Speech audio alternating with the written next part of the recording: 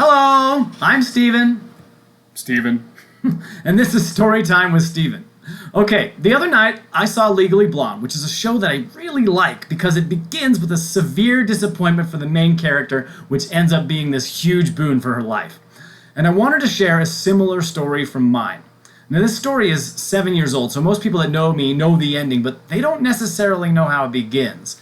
So, in 2017, I auditioned for a production of The Music Man, and I did not get cast. And I was pretty disappointed.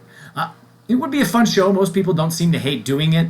And at that time, unemployment was scarier for me, so it was pretty disappointing.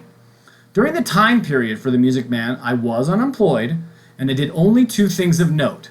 I produced a concert to raise money for Tessa and for autism, and I went to LA to do background work for just a month. Now, this wasn't all roses and sunshine and meeting Amy Adams. I lost tread on my tire on the way to Vegas, which almost caused an accident. And I was in pretty bad hip pain from all the driving, and I do remember some very crappy days on that trip. But there was a chain of small events that ultimately led to something great. The first was that on a whim, I decided to go to a 20s swing dance ball at the planetarium. A girl I knew from Colorado named Bree randomly happened to be there, and I told her that the next day I planned to go on Central Casting to sign up to do background work. But she told me I'd better go that night and camp out, because people have to do that to get an early enough spot in line to even be let into Central Casting. Now, as it turns out, I wouldn't have had to do that because I had already worked for Central Casting, but I didn't know that because I'm dumb. And when the dance was over, I went to a sporting goods store, bought a camper chair, went to Central Casting, and it was like midnight, and I was like 12th in line.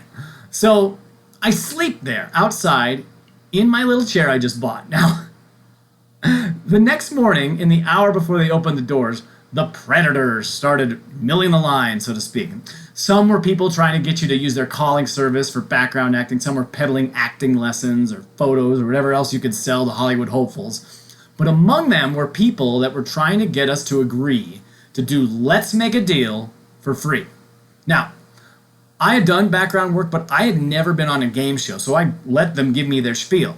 And in their spiel, they said that anybody could be on the show, but to be picked as a contestant, you need two things.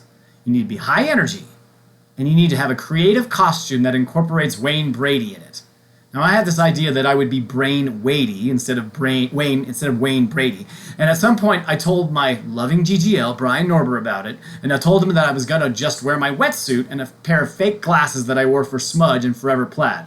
And he said, no, baby, no. We can do much better than that. So over the next few days, he started to build me a costume for this show.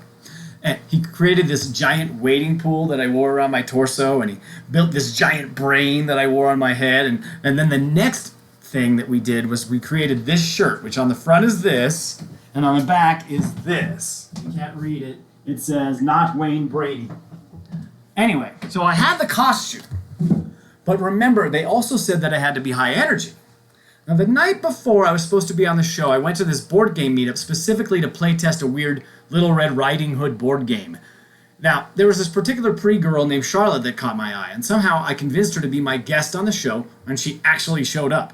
And this is all important because had she not been there, and had I not thought that I was on a date with this pretty girl, I probably wouldn't have been picked. Even though the producers do an interview with each player, they also watch you while you're in line, and in the many waiting spaces that you have to endure before the show starts. So instead of playing on my Nintendo, I was super animated and talking to this girl. Also, Charlotte, during her interview, was not at all interested in talking about herself. She was like, "Yeah, I'm Charlotte, I'm from Thousand Oaks, and this is Steve."